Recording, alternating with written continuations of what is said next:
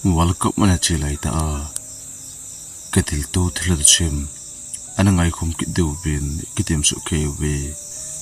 tu ka la chu bu je ka be ji ko hi te banga asu zo pun he jong le angai no na the chanem ana ngai khum ki na hitin in ki gel them do ba khain te mas pe na hi tun e o jong til dang se belo ba atusum langa analut pantaw hiti masang lai kitile 2010 kumachun World Cup hi esu ke du win kata sani ka khusung hi tinglang khusung a hejin hi chapha lai ta ma na to le thama bui lai ta a hejin adi a ke ho khusung hi electric zong thlung lo ngari zung alut na lo khat hejin ngenthi an umhle je na hi alang khana ke ho khusung hi thingthlang ani hi pana khogil lu jep khat ani hi je in somle in nga ho be po hi kan hi un hi hi chapha lai chum khosung le khosung kinai cha cha jong kana tamun World Cup ding thu aki het to thanup ne in asia to hi le alang khana khosunga tv ha ji kaloi pa tu ke ni jong ni khadi ama holoba na katong khom thlonin a hi le kaloi pa chen ai pui bai World Cup ding to a hi le e ni jong ngabet ding iti lo ham ole nabet je lo ham nalunga thanup na nei lo ham a hin tin ken jong kini hi deng ham bai mi pin anga lel pen le abet nom pen khat no hi e bai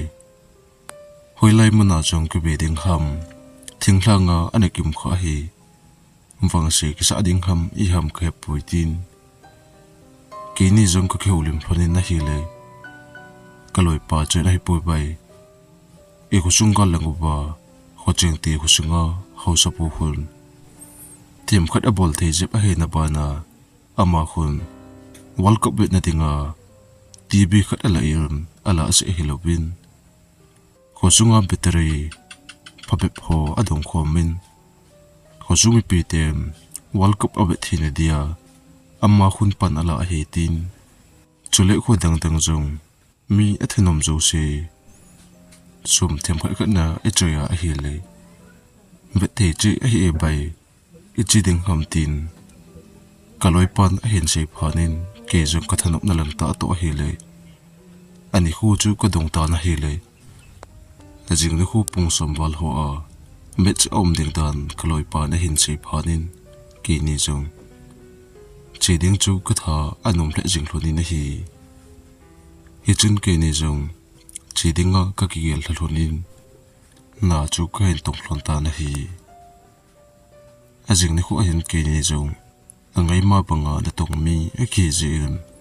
na ka hin tong khom thlonin ne la langa chun ama na the chana khai thlonin ke nin jong ka som nei chun chu kain ki po thlonin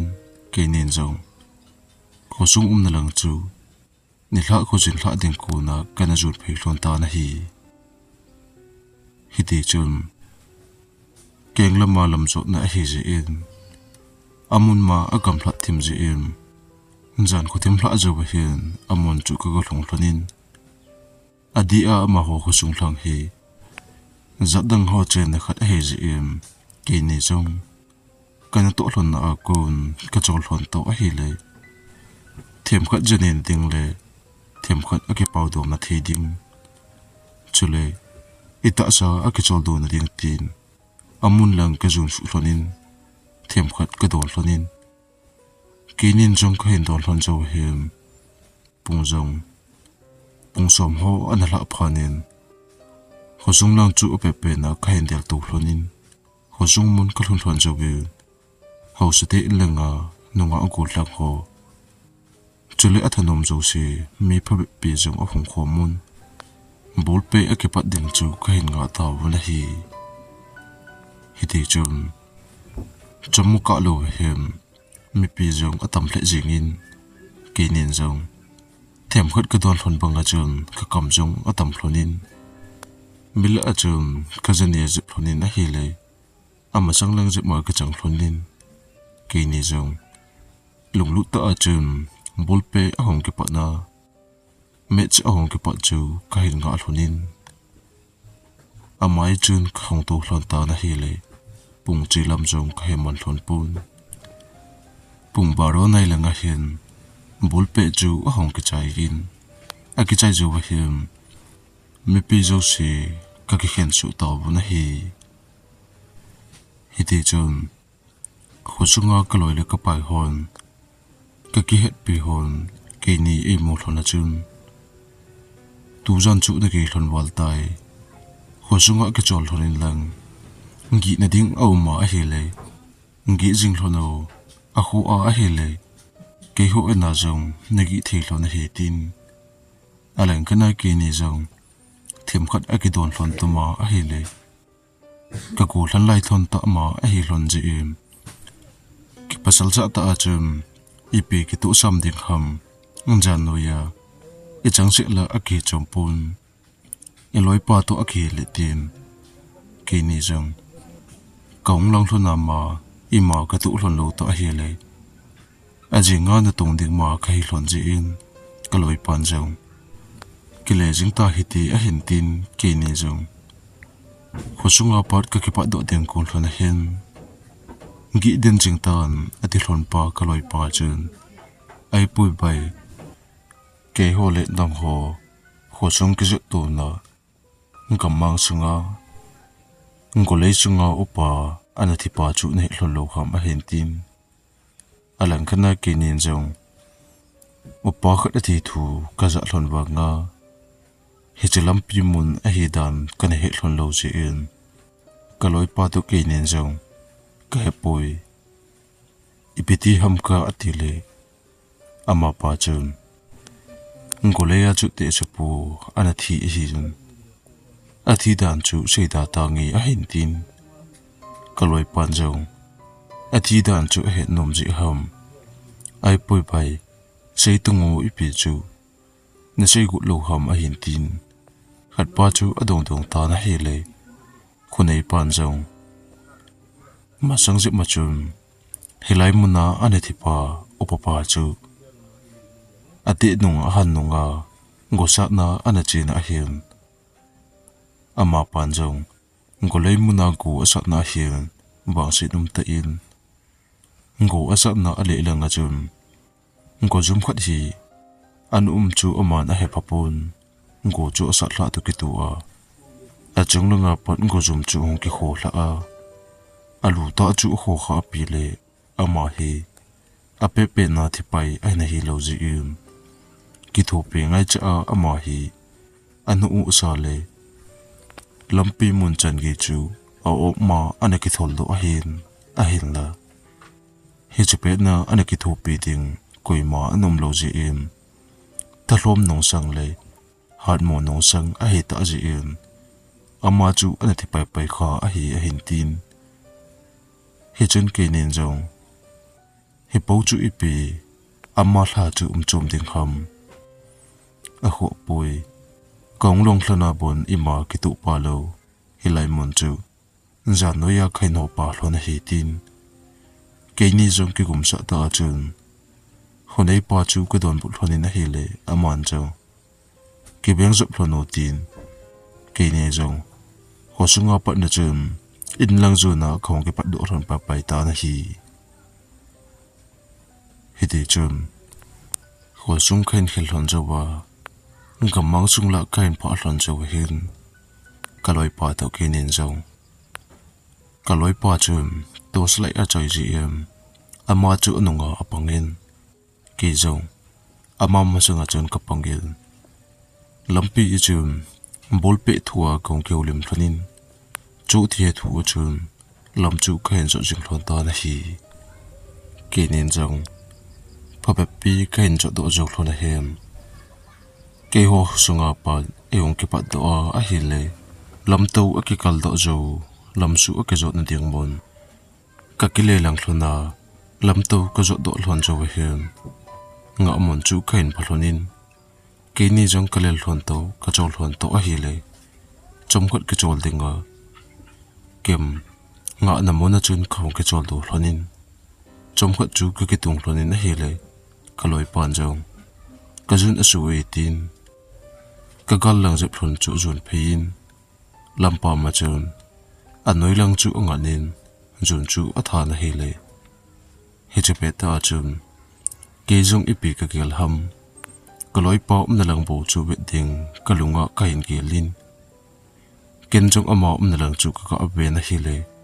kaloi pan ajun tha puma anoi lang a ho chu to slaian a hen salwa na kun lam noya thingpung panga kun mi khat hian alu se a hen da doa kaloi pa na lang le ke ni na lang sang thingpung panga kuna anabet bet jeng chu ka hen modo phanin ke jung kalung ton to hitia ka bet pe lai ta chun ama pa chu all chun alu chu akikhin lut ho hoin thingpung panga chun alu chu alhum mang pa pai ta na hi ke jung kamit ham katin tos lai ke wa chun dei banga a kho kha lo jein amel put dan chu ka he thei pun ke jong kalung the ji chun kamit chu ko noi phain thingpung pang chu ka bian kalemu ki ding ham ti a ka be pe lai ta hian thingpung panga ko na chun kalemu ta pu na hi alang kana kaloi pan jong ajun a hen tha zo hin ke na lang singa hong kilin ka ko ma chun ikipat do ding hitam a hen tin kenjong kaloi pa ko ma chun nu na noi langa thingpung chu na gal mo em ka tin hi le kaloi pan jong hoi lai thingpung na se ham a hen tin kenjong tos lai chu klan thingpung mun lang chu ko hon hi chu thingpung hu ka tin hi le kaloi pa chu he bang ejun tha nom lai ta hoi lai chu ko be ding ham a hen tin aman jong kamopui ti phana chun thingpung panga kona mi ka da hong da duwa ei ni mla lang sang a hen be chu na mo lo kham ka tin hi le kaloi pan jong kamopui ko chunga a sei pa chun ke cha na thu them khan a sei a hi le nang jong nong ke pat ngal ham chu ke cha ding nei ti ham ke cha pong ka ti tin kaloi pan jong ei ta san lo hi chu ke het phanin kenjo ima se be lo bin kaloi pa chu anunga ka pan cha kinin lampi chu ka hen ju ki hlon ta na hi hiti chum kaloi pa to kinin song hiti alam ka hen jing hlon lai hin kaloi pa hin bai na za em a hen tin kenjo ipm imagin ka za pui khati na hi le kaloi pa chun lam noi langa pat a hen tin kenjong ka za lo ji chum lam ka zot puma kaloi pan lam noi lang asen lang chu thip chana ka ngai na hi le imagin wang ka japon a hin da kaloi pan asei dan chu ki chathim ta a hen se ji chun abang le e da he dem katin abang le ata ase hi dem tin kalunga ka gel pumen lam ka hen ja jing hlonin a hi le i chanam kain phalon jo him kaloi pa chun ai pui bai nang tos lai kho hong pang ti mo tin ken jong ipi kho ding ham na kho ma a hi le tin anunga chun kong pang sa in alai chu ken ba em kenin jong lam chu tha a kain chu ki hlon ta na hi le kaleja dam ka sun do zo hlona hian lam noi langa pat mi khat hiam all hin chu kin hlon a keng khunung kin hi khain che in kenjung to slai ka hop ma chun anoi lang chu ka be chu le in na hi le imala ka ma chom pon hi che che chu hi lo ven kanung langa kuna hin ke zui panga ka hen ke jong ka sa ka lang ka be chu le kanung kama ka be jong le ima ka ma chom pon alang kana kenjong kanung langa nga ka ki hi le a anoi lang ka le le pe na chun kaloi pan jo ipidinga chu na tos lai kho chu ho thim be be lo ba lampi jong ki mo thelo wa hen tin ken jong kaloi pa ko ma chun ka thil cha dan chu ka se pi ta na hele kaloi pan jong ai poi ke amasanga ka pan phanin imagin ka zata poi ahin la anunga ka pan chun thilgin ka zajingi abang le ein ki tham ko bangin ka he ai poi thempat kino je phete tin ke ni jong kino thim ta chun lamchu kino ta en ka hen chol honin na hi le ngoleila asung chu ka hen phalon ta na hi ngoleila asung ka hen phalon jo to ki tu hem ngoleila asung apat go akisat pu gin hi ka hen chalon ta na hi hijun ke nin jong na za em tim ka ki tong tu hlonin kani hlona ka za hlon ji chun kaloi pan jo go akisat pu dan hu ka ngai le mem bol hedinga ka ta san poi ei ni na lang sanga a hong nai chi chi a hin tin ke ni jong kalam zo hlon pe chu khong khongai hlonin lampi a pa na chun go kisat pu gin na lang chu ka ngai hlon ta na he le ka ngai hlon tu ki tu o chun go kisat pu gin jong ke ni na lang sanga a hong nai tu tul bagin ke hlonin alang kana ke ni na to akinai thim pha na hem go kisat pu gin chu hong thip che ta na hi atip che tu ki tu hem thilgin azon pe na go kisat pu gin ka za hlona a hong thip che na ko na hin mehem khat a hai husan kin le a thu na na o cheng kin hi ka hin za hlon ta na hi ke nin jong hi che husan chu kangai hlonin a hi le husan kin chu omel chit wal je in golei sung la chu a ki thong jing in hi hi chun koloi pan jong na ja em pai a hin tin ken jong hingi ipi ti ding ham so lovel in lang del ching ta hi ti tin ke ni jong ko hlon na pa na ka ki pa do hlonin kaloi pa chu amasanga pang hin ken jong tos lai kain kho a kaloi pa anung nunga ka jing lai hin kaloi pa chu hong ding tenin imasang khu be o a hin tin ata asa chu ki thingla hile kilom pangin kaloi pa jong o su chu hong za chom pha nin ken jong tos lai chum kamasang lang hlon chu ka ho in hile ka kho tu ki tu chum kamasang lai hlon ta a lampi aning lai ta a nang hola a ko na chum mi khat hi o ma akithol pama lampi lang a hen jot phe chu kain mu hlon phanin ke ni jong aban chi be thelawa kaloi pa adin nunga chun ka ting denin tos lai chun ko ho hlonin a hi le ka vi hlon tu ki tu chun ama pa chu nang hola a kun a hi ji in dei panga ka mo thei hlon pul ka ki cha hlon to a hi le kadin na mun hlona kun chatwa wa loba nang la a lampi ninga ka mo hlon pa chu ka vi hlon lai ta in ama jong all a chen o ma hong ki thol do che che em lampi khut pa le alu chu na hen chu do ma cha tu ki tu o chen alu le khut chinga chen thisan akai jen junin alu chu pumpin thisan adim se jing in hi chun ke ni jong ka ki cha hlon wal ji en kaloi pan jong nong jam hiti a hen tin ke ni jong ko hlon na pat ka ki cha hlon wal ji en kanung jam hlonin a hi le kanung jam hlon tu ki tu a hen lam tu ba chun khong hlai hlonin ka chol hlon phan a hen ka kinga hlonin kaloi pan jong bai namu mo chena a hin tin ken jong hingi mem bang a hi mo puitin ke ni jong ke chata a kompe lai ta hin kaloi pa jung golei sunga anathi te sa pu chu a hi dem a hin tin ken jong bai hi mo mong in te a dan chu a lu bo te san su a him a khut lang jong ti san ma te du hin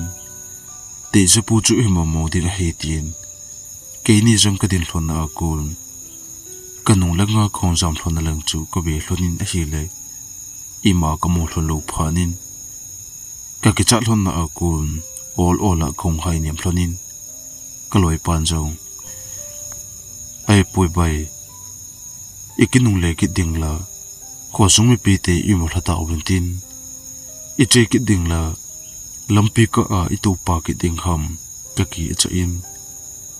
ikinung le ki ding zong a sao zo hung ki zo do a hitan I pi hile all a che hitin I masanga I mo ki hlon le ini zong lam ning khat ne ki sel hitin ama chu o ki thol do le apo do le I da hla ding lampam chu nga hiti tin ke ni jong ka khol hlonin kanung langa kinung le ki hlon ding ka gel hla thei hlon lo phanin ki cha sa chun all a chen lamrin lang chu ka zon phei ki hlonin ke nin jong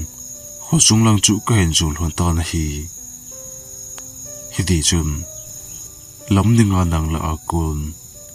te sa pu ham mem khat ka mo hlon na chu ka hen pha hlon a hin ke ni jong ka cha hlon je im lam ning lang le lampi agal lang ho chu ka bele le hlonin all a chen ko nai tu hlonin a hi le amun ka pha hlon a chen I ma bang anom tapun hi chun ke ni jong ka ki cha hlon ji chum a hat na thei chana ka chi hlonin hi lai mun ka in khel tha zo hlon to ki tu chum kaloi pan jong bai I masanga atu ki tai a hin ti chum ke jum ka ki cha to a hi le kaloi pan asin lang chu ko bin to sla e chin ko na hi le pasal khat lam ning lai ta a nang hol a kun thingpung kom khat na to ba golei ki ka la a ama anum chu ko mo hlonen ke ni jong ka ki cha hlon to golei sung la thingpung no ya atu pa chu hoi te in ka be hlonin a hi le ata sapu dan chu te se hi ding ka hin hlonin hi chun ke ni jong ngala pat ka be hlona to slaya ka khol hon to ki tu chun ama pa chun ke ni lang chu e nunga hlon je e hoi ta a kamochil hon pun hi chun ka gal hlona to jong all a chun a hong ding to in thingpung panga ko na adin do a jo chun lampi na lang a hen chu lu nin lampi mun a hen pha yen ke ni ka chil hon ding lang khosung lang ka zon hon ding lang a chun ama chu che phein hi chun ko loi pan jong bai nga jing hiti ipiti momong ge tin ke nin jong ka nga hlonin a hi le lamlen a zo na ka leiza dham asun do zo ba chum kamasang hlona a che pa jo ading tinin alam zo le ke hi sa dal chu ko be hlon le te se a hi momo chu ka hin hlonin ke nian jong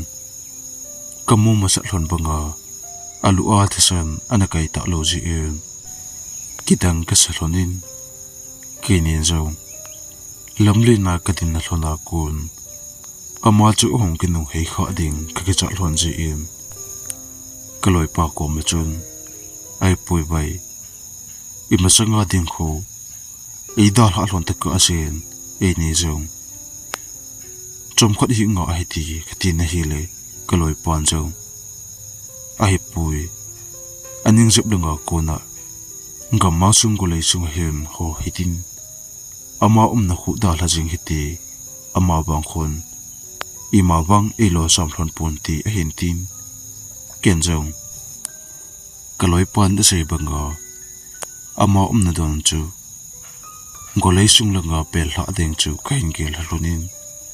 ka ki pa da go hlon lai ta a hil go lei sung la chu a hong pu the thu in a hele ke ni jong go lei sung langa lut ngam lo vin ka ding ten hlonin apu na lang chu kalebe thlonin a hele ka ve thlon te tu achun ngolei sung langa ima kamuchum thlon pun ke ni zong ka kile hi ki thlonin lampi na lang chu ka ve ki thlonin a hele lampi a anum pa te sapu chu anum tapun kaloi pan zong tu pe na thlai jing hi ti tin kaloi pa chu hung thlain khosung lang chu adel ta na hele ken zong kaloi pan thim noi la a lampi na lang adel thop hana chun anung nung ka dilin kaloi pa nung na nga chun khlai pumil tos lai chu ka khopi in ke ni zong ka thanei chun thon le ka thlai thon a ha thein chan ding im khosung lang ka hendel tho lon ta na hi khosung lang ka hendel tho lon bagin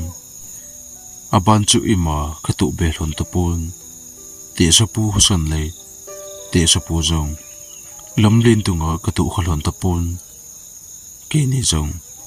chuti a kong thlai lon phanin ke chat puma thlai ka hi lon ji im ka thlai lon chu ana ha le jingin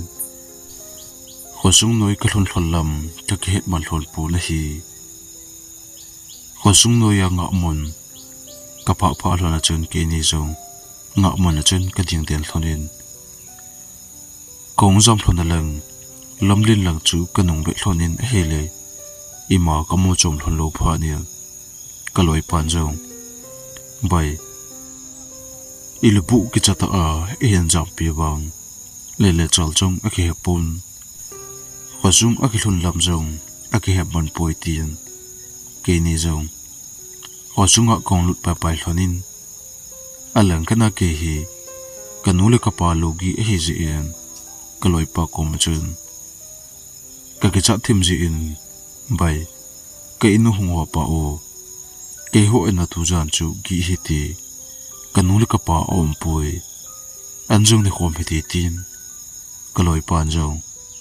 ka changa ko ding a dei lo ji ham chule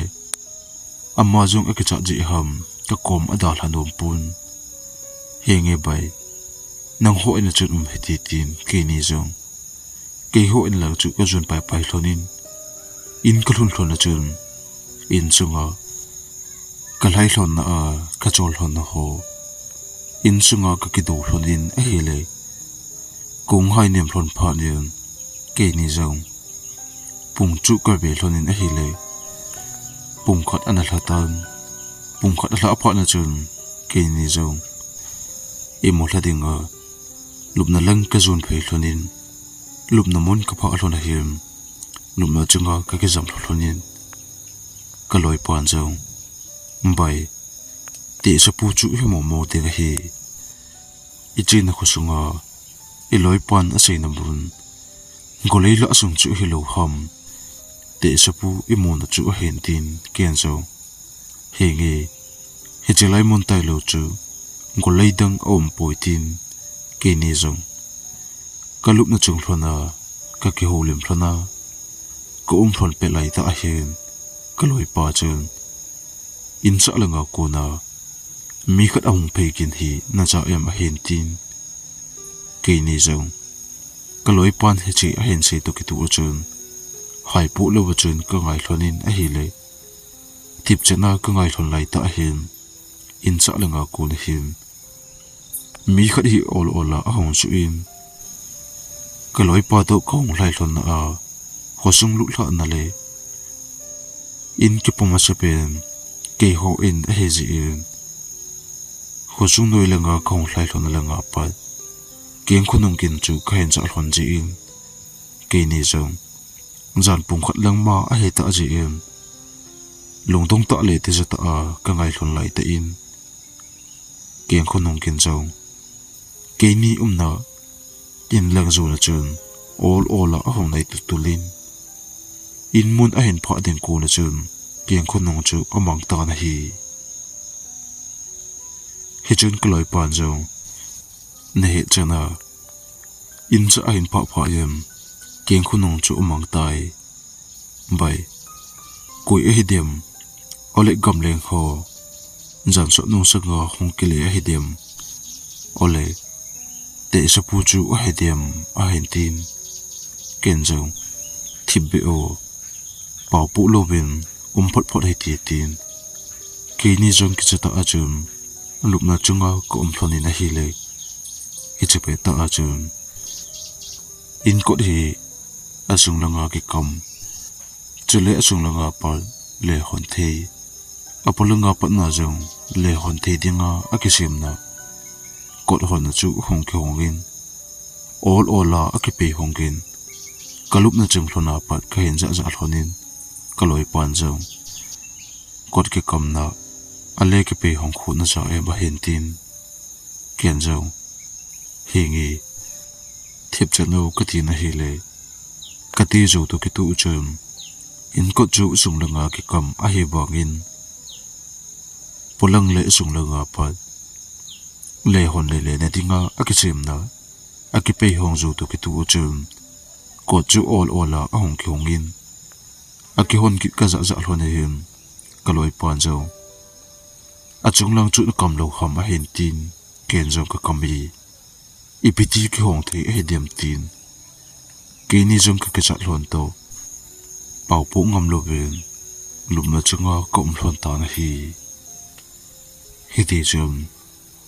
kot ki hon gin ka za zo hlona him in ko na pa na him mi khat hi all ola in sunga aung lu thla ta banga chum keng khunung kin hi khain se hlonin ka za hlon tu ki tu a him kaloi pal zo in sunga ahong lu nei a hen tin kaloi pan ki chata a all cha a hen sei chu ka za em ka ke cha to a hi le ke jong ko pu ngam ta pun chuti a ke ni jong ki chathim ta a kum hlon pe lai ta em in sunga kon him keng khunung ka za hlon chu in sung a hen pha in sung ho a akibele le im mai akiti jina lang mbule me hon lang chu keng khunung gen chun all ola ajun phin ka in no he mai akiti na komla a le bel hole mbu khem be he ke koi na mon a hin keng khunung gen jong be kiti na kom pha hem keng khunung gen chu thip chenin athip chet jo to ke tu a hem a kom la a chethe botol ki koi hole bukhe me he ki koi ho chu pu la chu na hong ki le tha in akile tha agin chu in chung chu aki thong jing in a hi le kaloi pa to ki ni zo ka ki chal hon ji em au zangam koi ma ko hlon ta pu na hi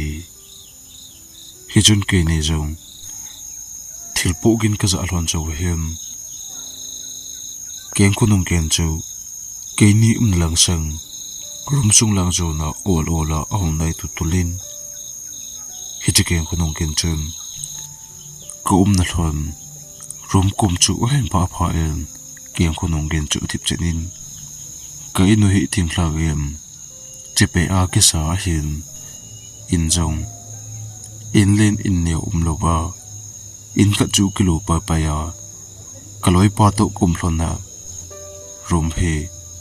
in chung alet wa gem chepe mai in bo kitchen lang le rum chung hi hian hin keng khunung gen chum bang ning a hen pha hem bang chu kining lo ba pu the thu a chun a hong ki mai pu in a bang le a hong ki chul tho bang a chun bang chu ong pu the thun a pu gen to ki tu china chum bang ning a ko na hem husagin ka hen chiki hlon ta la hi husagin chu ka ngai hlonin a hi le ngolei sunga ka za hlon bang em mi khat anat na thu zo lo ba ai husan kin hi khain za hlonin he chegin khain za hlona hem ke ni zong lumna chunga ko hlona pa katimul ahong ki thola la em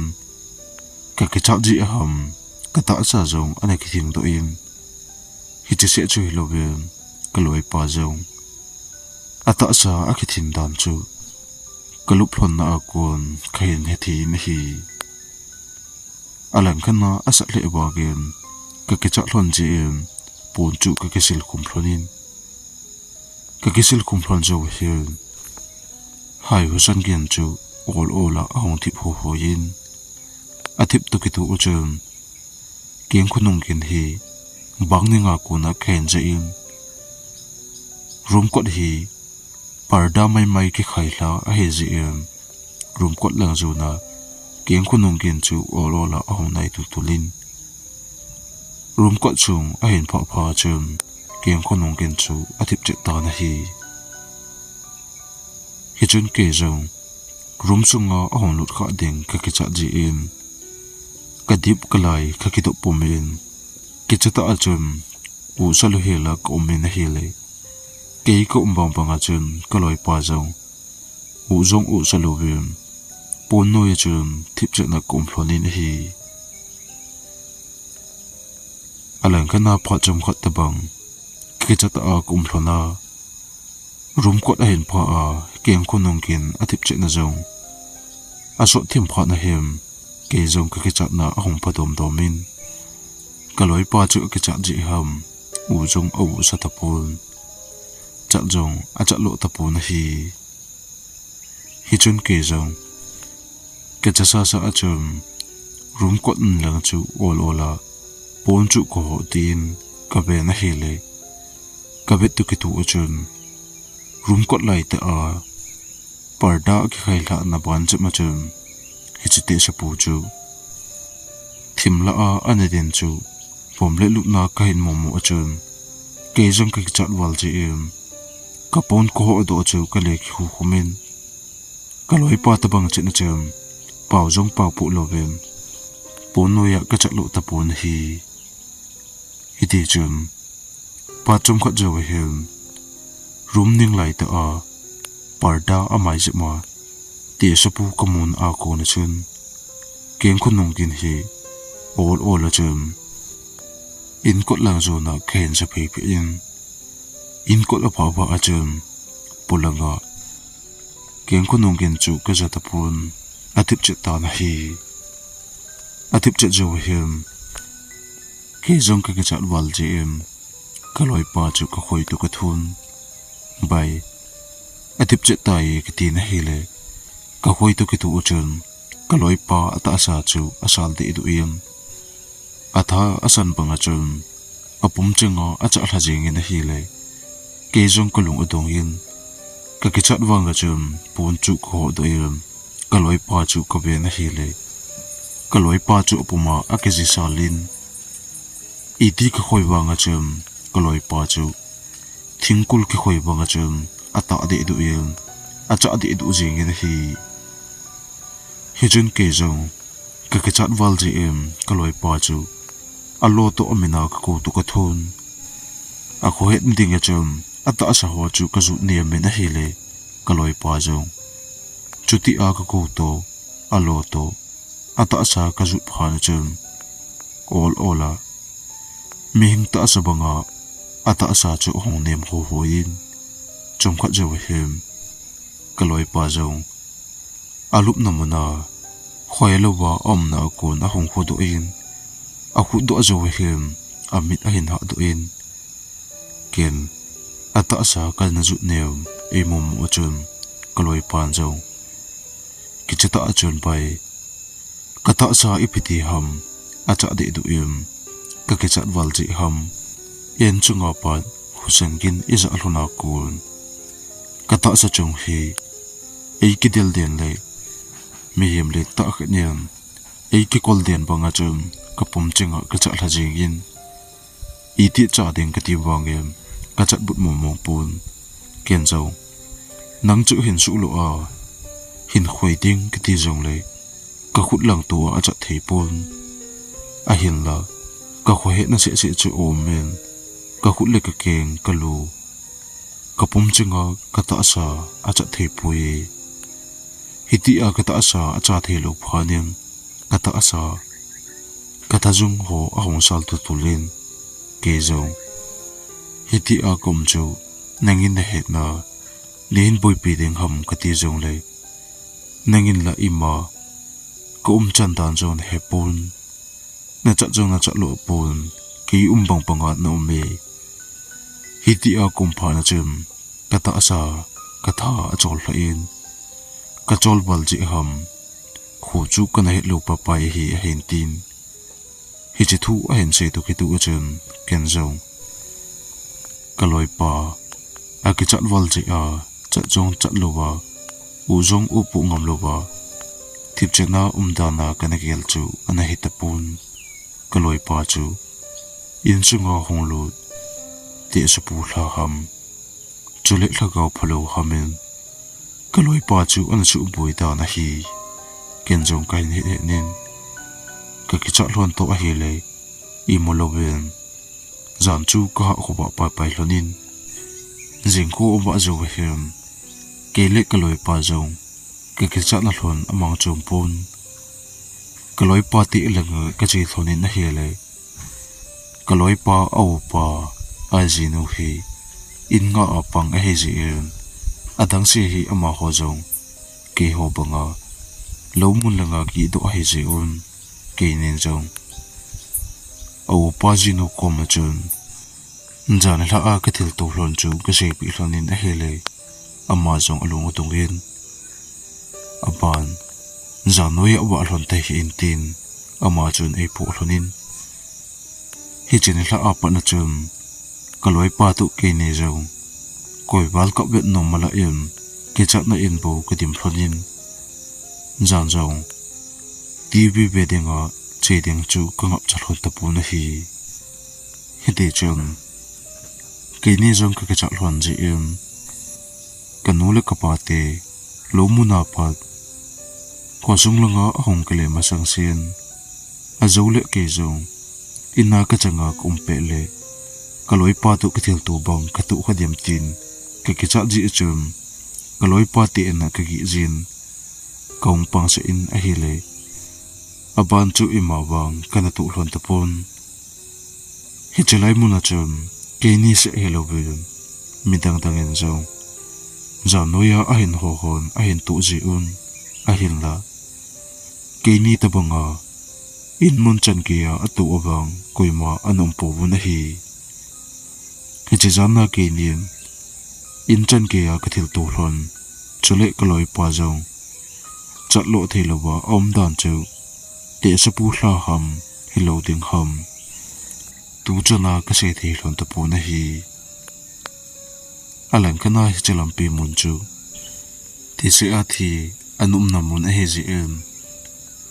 khosung le khosung ke zo tu na mun ma ana he ji em mi abang bangem hilai muna chu boina ana tu lo na tin lampi mun chu ana chon ta bun a hi